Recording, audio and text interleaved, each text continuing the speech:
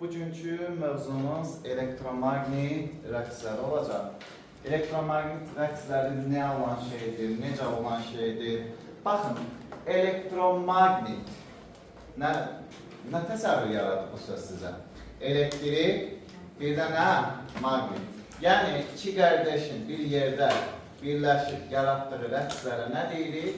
Elektromagnet. Yəni, elektrik sahəsinin və magnet sahəsinin birləşib bir yerdə yaratdığı rəqslərə biz nə deyəcəyik? Bu elektromagnet rəqsi. Bəs tərif şəklində necə deyə bilərik? Elektrik yükünün gərginliyin və cərəyan şiddətinin zamana görə dəyişməsi zamanı yaranan rəqslərə nə deyilir?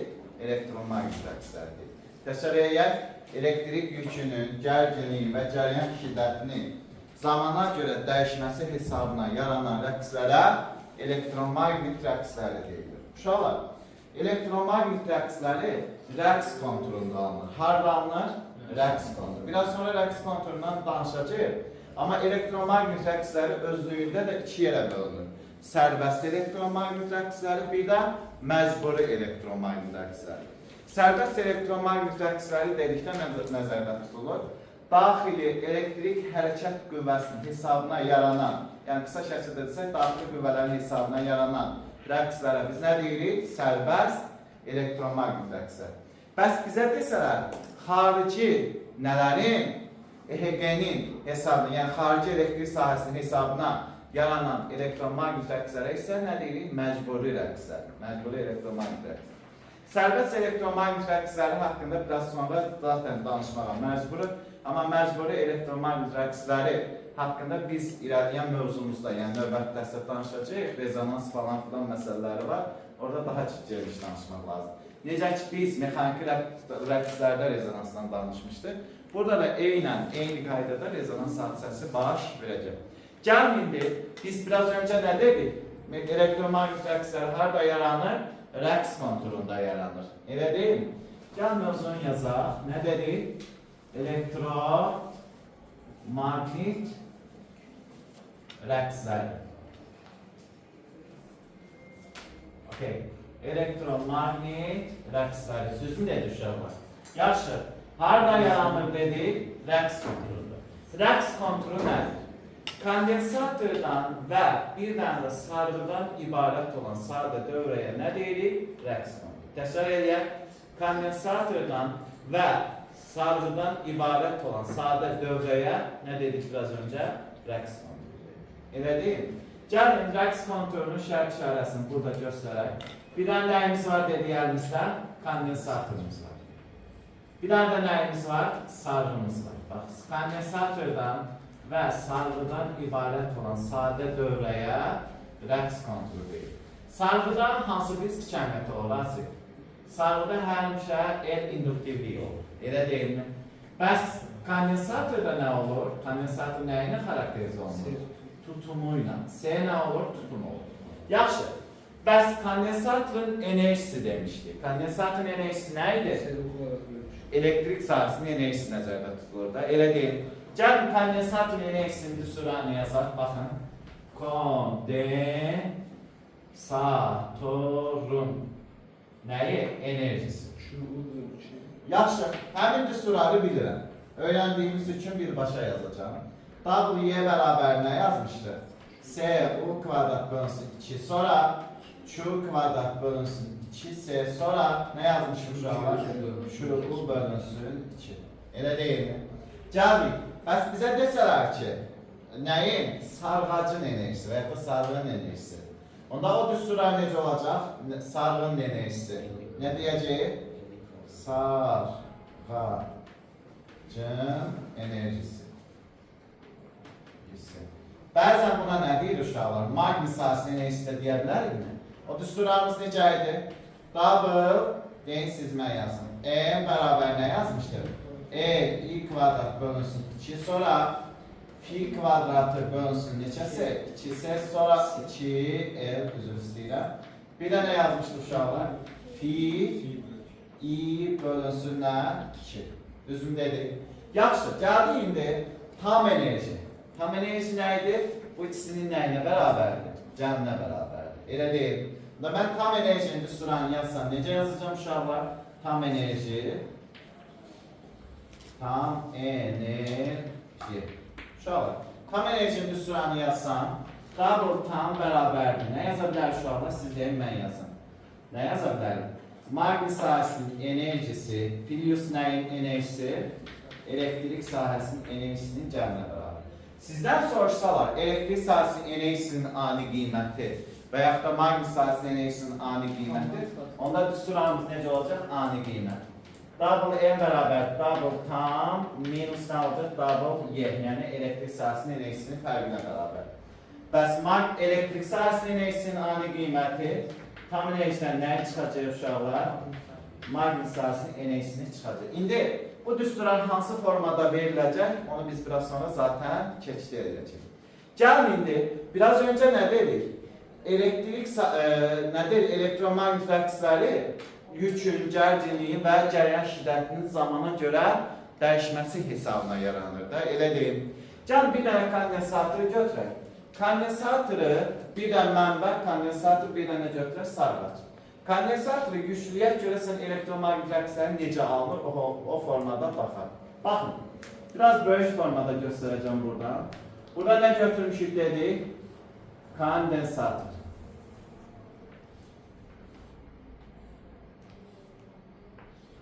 Burada bir dənə cəryan mənbəyi götürək. Cəryan mənbəyindən qısa istifadə olunur. Dövrəni yükləmək məqsədi ilə də, elə deyil mi? Gəl ki, belə olsun.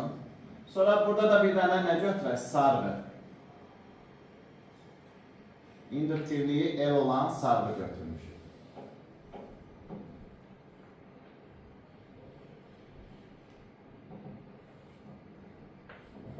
Burada kondensatörün tutumuna da nə demişik? S demişik. Bura mənfidir. Yuxarı hissəsinə isə nə dedik? Müsbət dedik. Elə deyil. İndi baxın uşaqlar, burada bir cəryan mənbəyi var. Kondensatörlərin məqsədini bilirik. Məqsədi nədir uşaqlar? Elektrik yükünü, sonra enerjisini toplamaq məqsədi istifadə olunur. Bir də nə etmək məqsədi ilə? Dövrəni ayırmaq məqsədi ilə. Niyə dövrəni ayırır? Çünki kondensatörün lövhələr arasında elektrik qat var, təbəqə var. Oradan cəryanın keçməsinə nədir? Mane olur. Oldu mu? Amma digər məqsədi nə idi? Daha doğrusu, bəs bizdən soruşsa işləmə məqsədi nədir? Uşaqlar, kondensatör çox asanlıqla enerji toplayır, çox asanlıqla da enerjisini neyini boşalır. Demək, asanlıqla toplayıb, asanlıqla da enerjini neyini boşalır. Yəni, anidən sən kondensatörü yükləyə bilərsən, anidən də nəyə malikdir? Boşalma xassəsi. Eyni şey sarğacda da var. İstər sual sizə sual onlarda. Məhz niyə kondensatör? Niyə sarğac? Başqa şey ola bilməzdir. Sırf o xüsusiyyət anidən toplanma, yəni enerji toplama və ya da anidən enerji vermə qabiliyyəti olan yalnız iki cihaz var. Biri kondensatör, digəri də nədir? Sarğac. Oldu. Enerji anidən toplayır, anidən də nə edə bilir? Verə bilir. Anladıq mı? İndi mənə deyir ki, uşaqlar, baxın, mən burada da ucu görürük. Bunu mən hara qoşsam, bax, sarğaca qoşsaq enerji toplaya bilmir. Elə deyil, yükü toplaya bilmir. Sadəcə nə rolunda oynayır? Ötürücü rolunda oynayır. Nəyə qoşmaq lazımdır? Kondensatör. Baxın uşaqlar, kondensatörün ucuna qoşdum. Bax, bu tərəfi nə idi? Bax, kondensatora qoşdum. Bu tərəfi nə idi uşaqlar? Müsbət. Deməli, kondensatörün yuxarı lövhəsi nə olacaq? Müsbət olacaq. Aşağı lövhəsi nə oldu? Mənfi oldu. Elə deyil. Bu zamanın hansı anındadır? Sıfır anındadır. Elə deyil. Onda mən nə deyəcəm uşaqlar? 1. Delta T bərabərdir sıfır anında. Yəni zamanın başlanğıc anında. Kondensatörün yuxarı lövhəsindən necə qoşuldu asil? Kondensatörün yuxarı lövhəsi müsbət. Aşağı lövhəsi necə qoşuldu? Mənfi. Bax, dövrəmiz belə olacaq. Okay, aşağı lövhəsinə mənfi qoşuldu. Baxın, bunun tutumu S-dir. Bunun induktivliyi L-dir. Bax, kondensatör yükləndir. Bunda nəsə varmı? Xeyr. Deməli, uşaqlar, kondensatora aid fiziki cəmiyyətlər hansılardır? Bax, kondensatora aid fiziki cəmiyyət. Q, yükdür. U, sonra nə deyə bilərik? Q, U, elektrik sahəsinin enerjisi kondensatda, elə deyil mi? Bir də elektrik sahəsinin enerjisi. Anladıq mı? Q, U, yük, gərginlik, elektrik sahəsinin enerjisi, bir də elektrik sahəsinin enerjisi. Okey. İndi gəlin uşaqlar, maksimum olanlar və sıfır olan. Bax, maksimum nələr olacaq? Maksimum bir də sıfır dedik. Elə deyil. Maksimum olan, kondensator güclənirsə, kondensatora aid fizik cəmiyyətlər nə olacaq?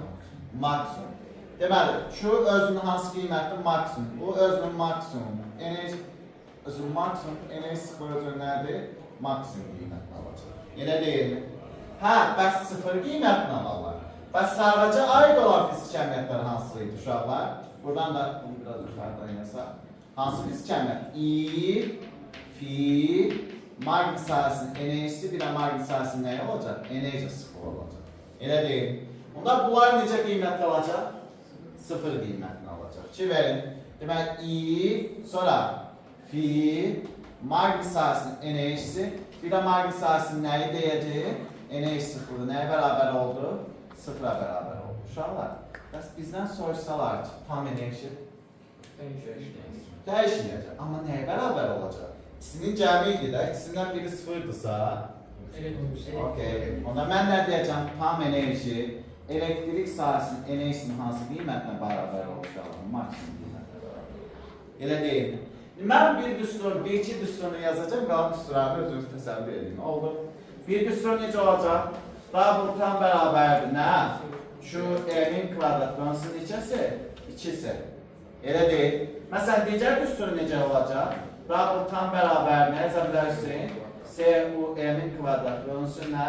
2. Bu düsturlarla nə edə bilər? Hesablaya bilər. Və yaxud da S, Q, M, U, M bölünsün nə? 2 və s. Tamam mı?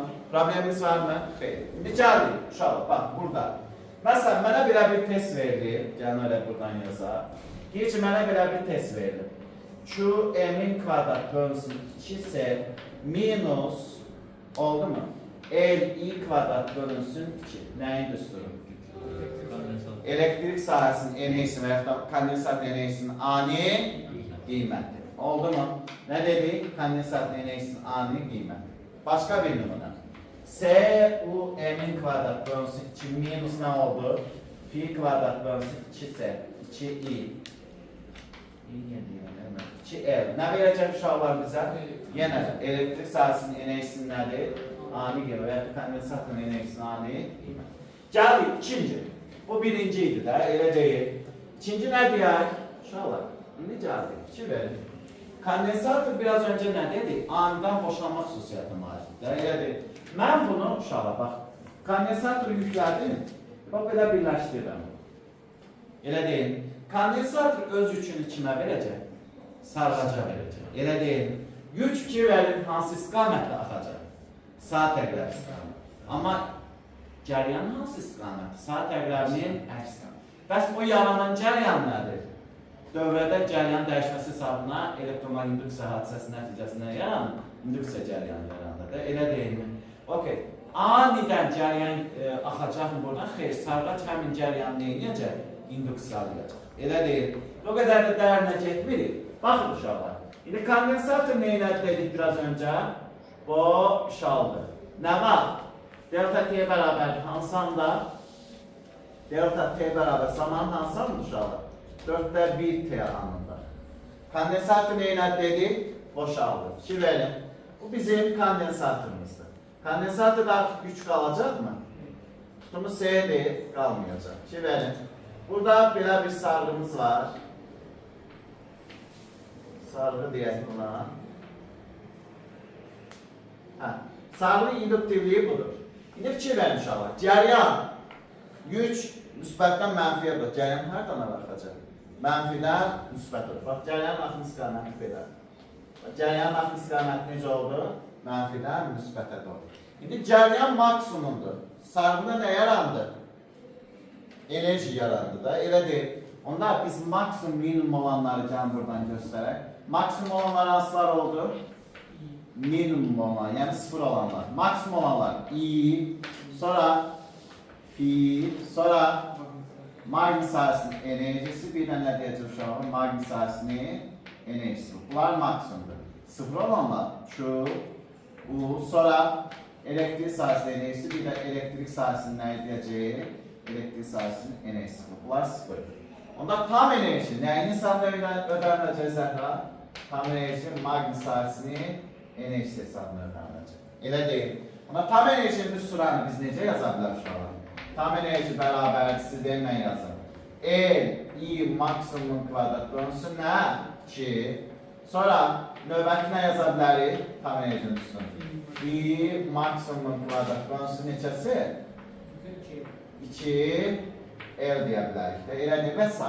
Elə deyilmi?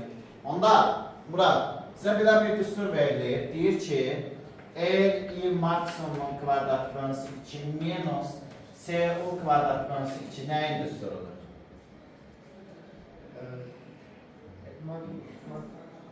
Aha. İndüksiyonun ani qiyməti. O.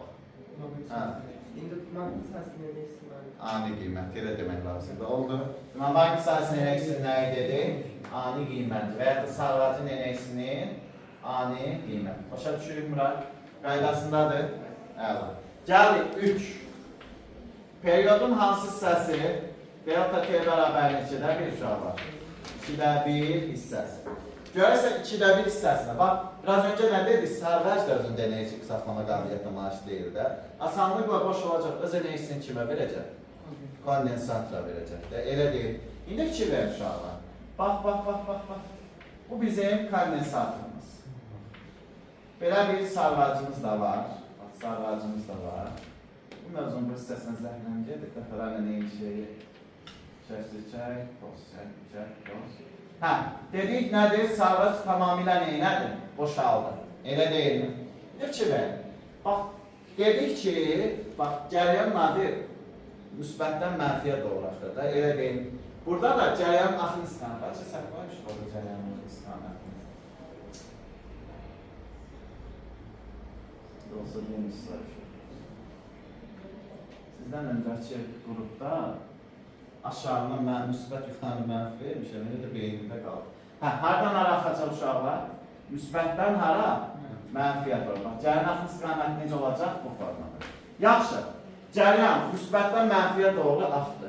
Elə deyilmi? Elektronlar isə cəryan hər axın istiqamətinin əksinə yuxarı lövhəsi necə yüklənəcək? Mənfi. Aşağı lövhəsi necə yüklənəcək? Müsbət. Deməli, əks istiqamətdə olacaq da, müsbət yüklənəcək. Elə deyilmi?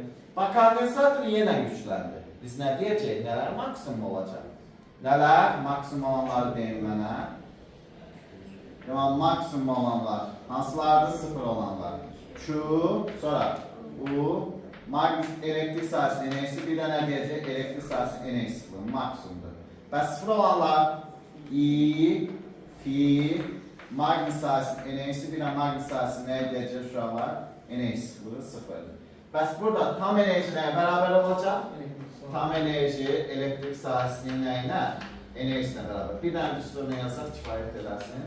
Biz necə yaza bilərik uşaqlar? Tam enerji elektrik sahəsinin enerjisinə bərabərsə. Məsələn, C, U, M-in kvadrat bölünsün nə? 2. Tamam mı? Gəldik, 4. Periyodun hansı hissəsi? Delta T bərabər neçə? 4-də 3 hissəsində. Elə deyim, 4-də 3 nə? P deyəcək. Onda nələr maksimum olacaq uşaqlar?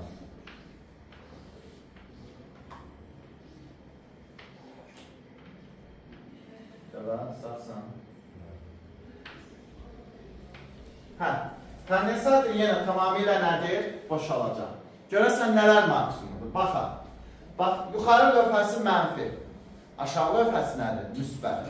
Cəryan hardan araxır? Müsbətdən mənfiyə doğru. Onda bizim cəryan axın istiqaməti necə olacaq? Bax, bu formada nədir? Axın istiqaməti olacaq. Elə deyilmi? İndi maksimum olanları, minimum olanları yenə yazaq. Maksimum olanlar, bir də nə dedik? Sıfır olanlar.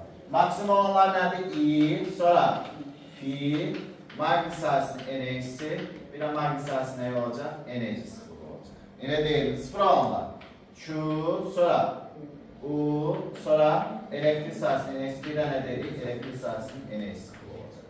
Gəldik, bəs tam enerji nəyə bərabər olacaq uşaqlar? Maqnit sahəsinin enerjisi. Bir də üstünü yazaq. Bu tam enerji nəyə bərabər oldu? I, M-in kvadrat bölünsün nə? 2. Düzmü? Şəbnəm söhbət edelim. 5. 5 nə olacaq? Bax, tam periyod bitdi. Okey. Növbət nə yazır? Delta T bərabər nədir? T anında. Bax, T. Tam periyod bitdi. Birincidə nə demişiksə, sonuncuda da eyni şey deyəcək. Ki, belə, həqiqətən də, bax, cəryan bu istiqamətdə axdır. Müsbət yük istiqamətdən. Yuxarıda nəyə çevirəcək yenə? Müsbətə. Aşağı nəyə çevirəcək? Mənfiyə. Bax, yuxarısı müsbət, aşağısı nədir? Mənfi olur. Elə deyilmi? Okey. Onda mən nə deyəcəm? Bax, bax, bax. Bu bizim kondensatorımızdır. Müsbət, aşağısına nə dedik? Mənfi.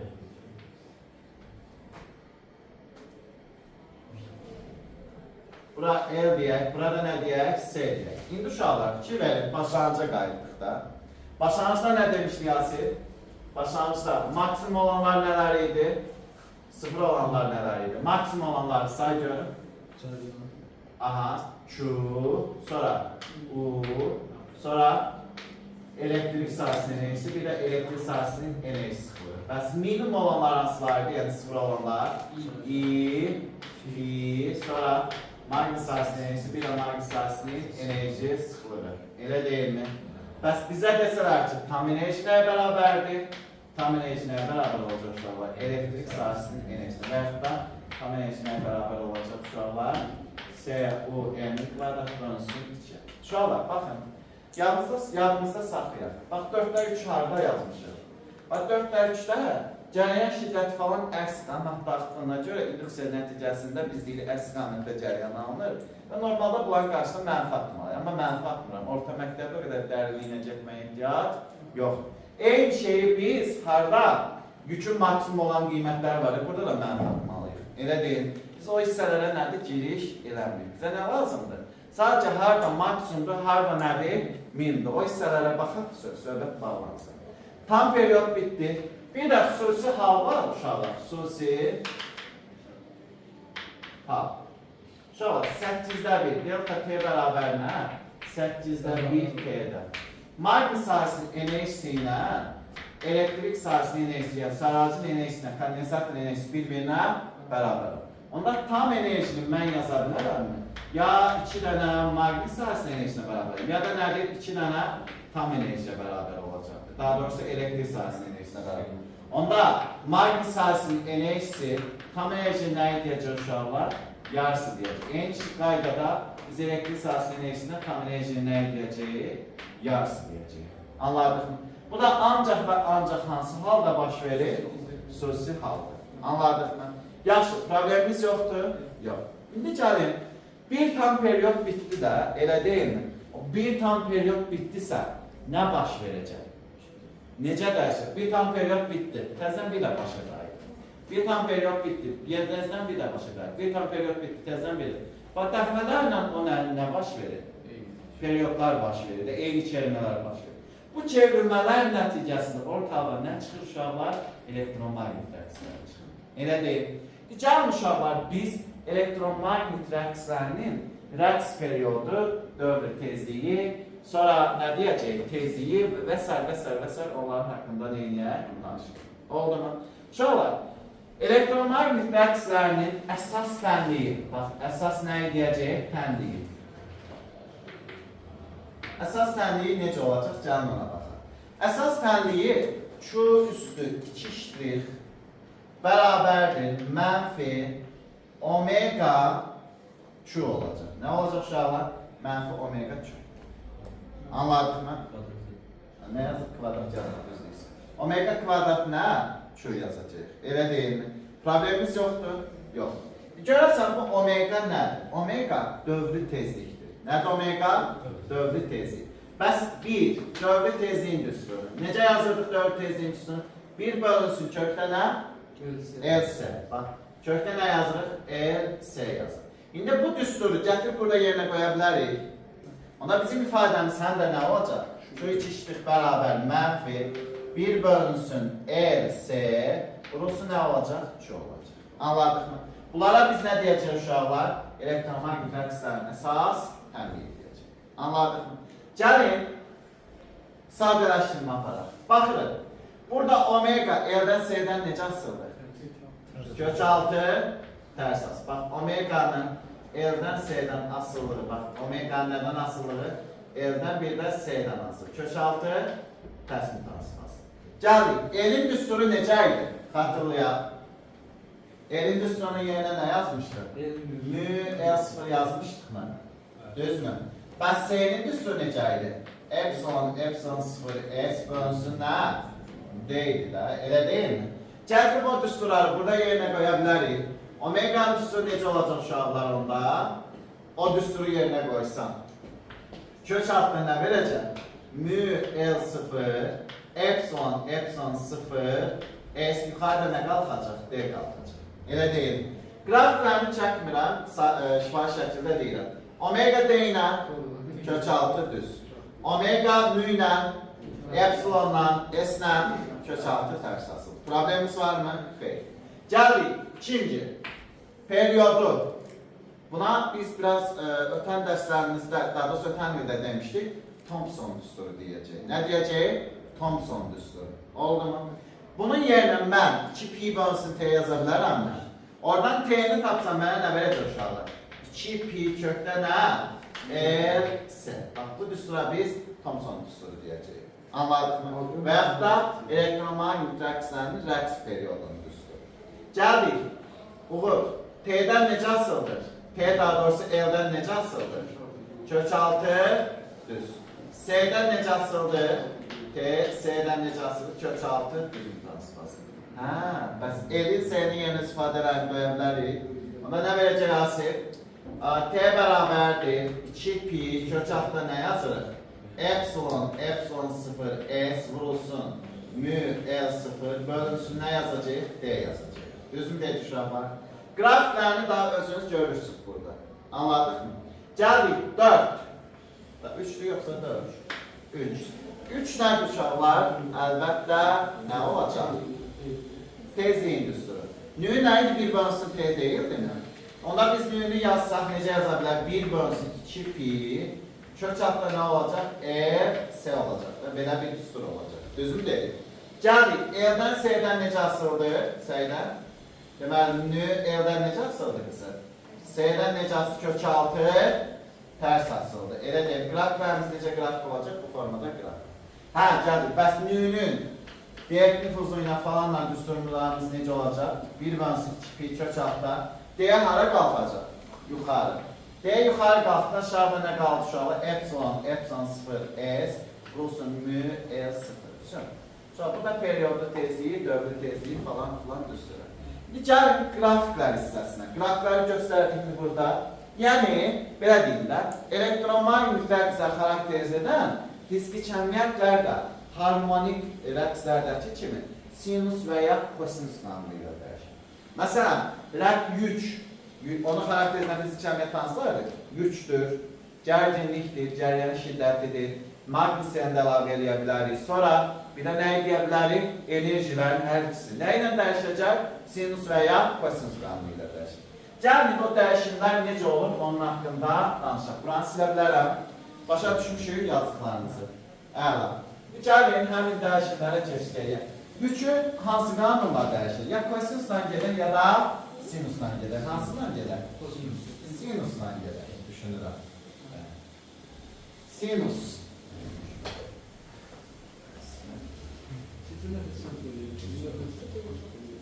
Fərqi yoxdur. Əslində tənsilə kosinusla gedir. Gəldik. 1. Yük. Elektrik yükü. Q bərabərdir sinus qanunu. Qm sinus nə dedik? Omega T ilə dəyişsin. Elə deyil mi? Nə dedik? Q bərabər Qm sinus nə? Omega T. Bunun qrafikini biz necə qura bilərik? Nəyin nədən asıllığı? Q'nun nədən asıllığı? T'dən. Hansı qanunla dəyişdir? Sinus. Bizim grafikimiz belə bir qrafik. Bu nöqtələr nədir uşaqlar? Qm. Burada bu nöqtələr nə deyə bilərik? Qm amma məhsil. Elə deyil. Problem yoxdur? Yox. Bu hansıdır? Yükün dəyişimi. Kosinusla da gedə bilərsən. Vaxtımız az olduğuna görə mən sinusla gedirəm. Gəldik 2. Uşaqlar, yadınıza gəlirsə elektrik cəryan şiddəti. Xatırlayırsa cəryan şiddəti nə demişdik? Yükün zamana görə birinci tərtib törəməsi idi də. Elə deyil. Buna mən cəryan şiddətini getmək üçün necə gedə bilərəm? I bərabərdir. İm 2 verin uşaqlar. I bərabərdir. Bundan törəm alaq da.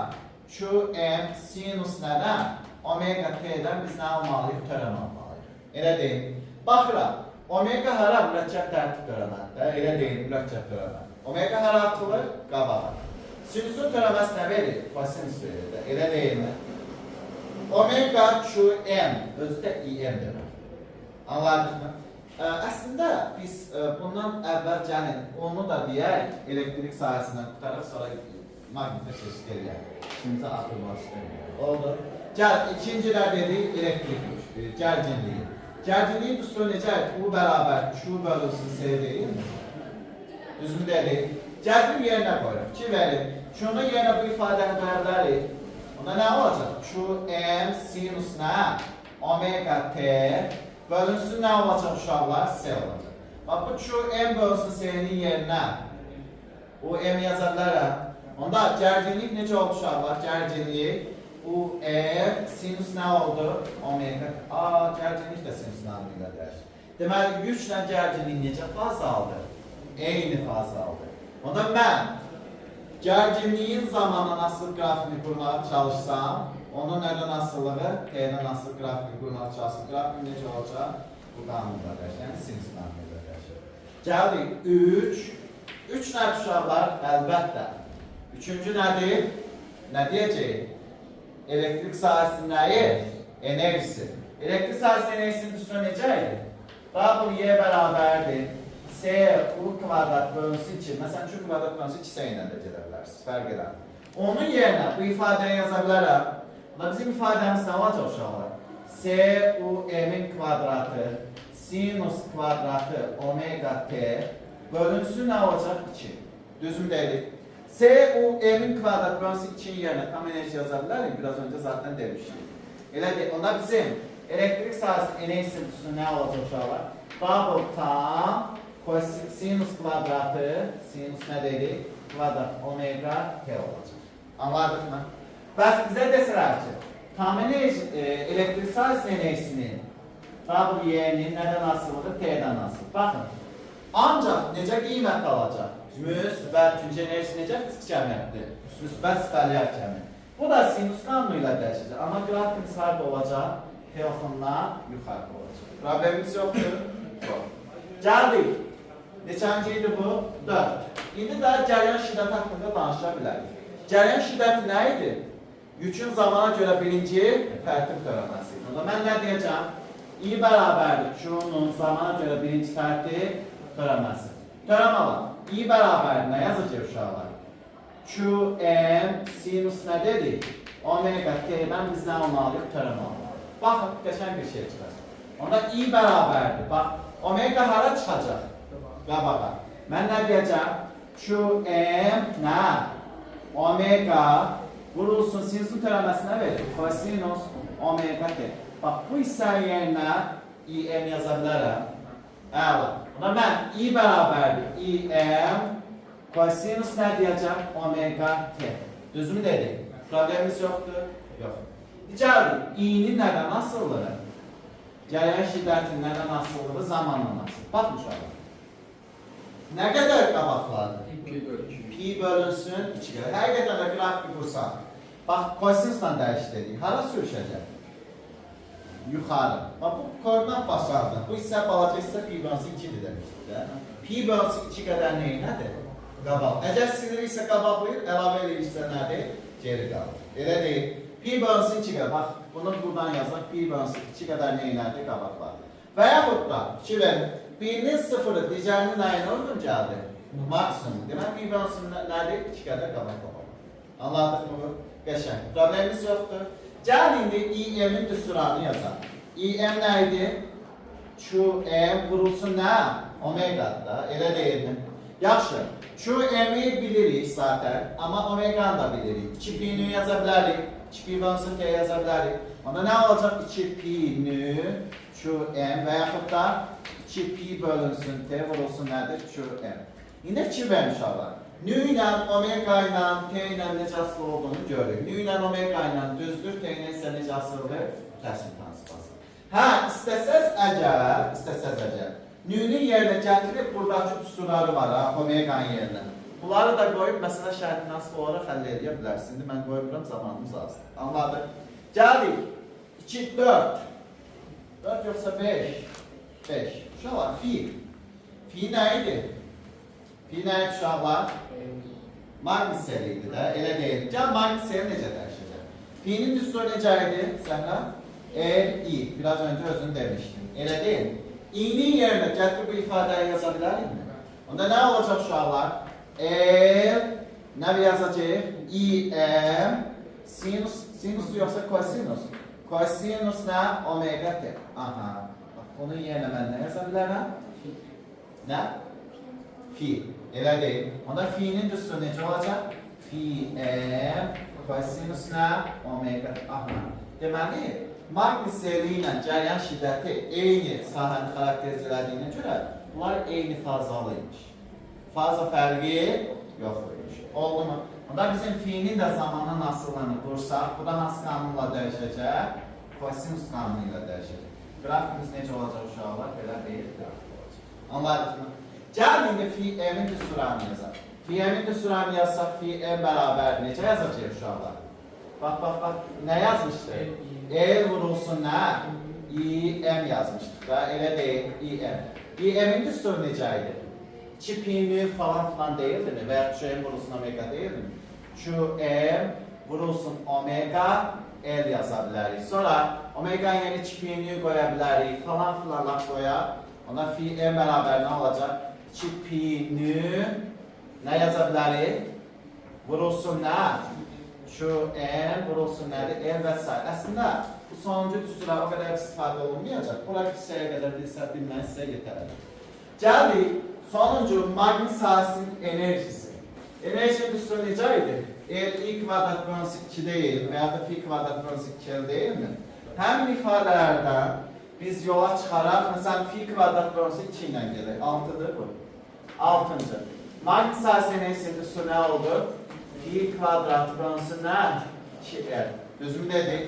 Yaxşı, yerinə qoyaq. Baxın, fi'nin yerinə sonuncu yazdığımız ifadəni qoya bilərikmi? Və sen nə verdi bizə?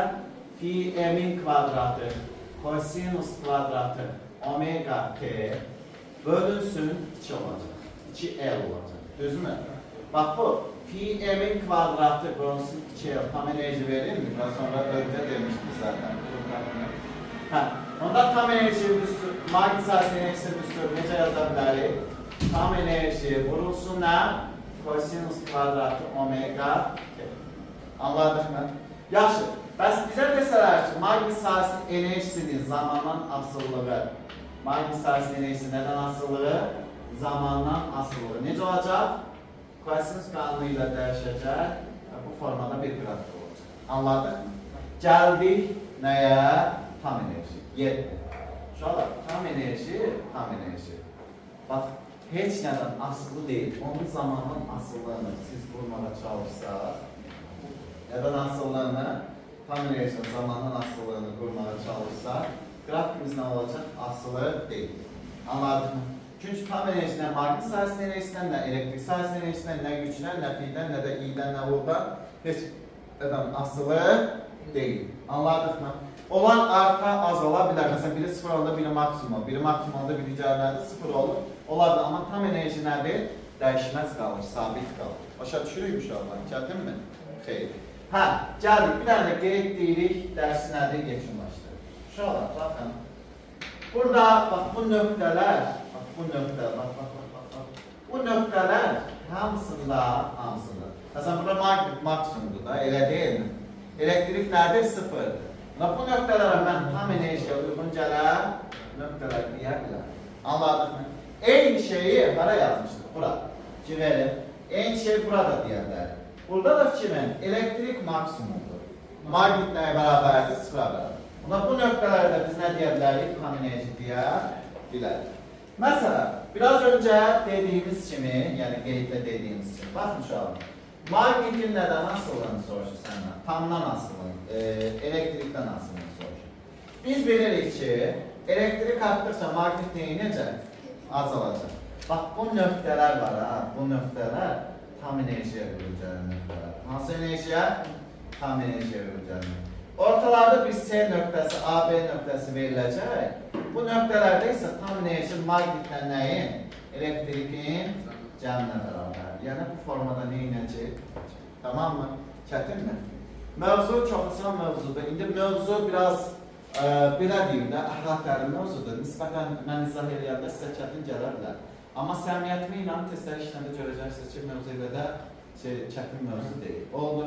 Siz əgər mexaniki rəqsləri öyrənmişsinizsə, dalğaları öyrənmişsinizsə, bunu öyrənməmə şansınız yoxdur. Yəni, mütləq öyrənəcəksiniz. Çox asandır. Dəyişən cərəyan da asandır. Dəyişən cərəyan, bunu öyrəndən sonra dəyişən cərəyan 2 olacaq. Oldu. Bir balaca bizdə problem yaradacaq yeganə mövzu həndəsə optika olacaq. Həndəsə optikada niyə problem yaradacaq deyirəm? Biraz belə deyək də, xəyalların qurulmasıdır, orada sınma qanunudur, qayıtma qanunudur, orada biraz o hissələrə diqqət etmək lazım. Qalan hissələr yerində problem yaradacağını düşünürüm. Oldu. Hələ uşaqlar, mövzumuz bu qədər. Başqa sualımız var. Əhməd, Murad, Nihat var? Yoxdur. Hələ uşaqlar.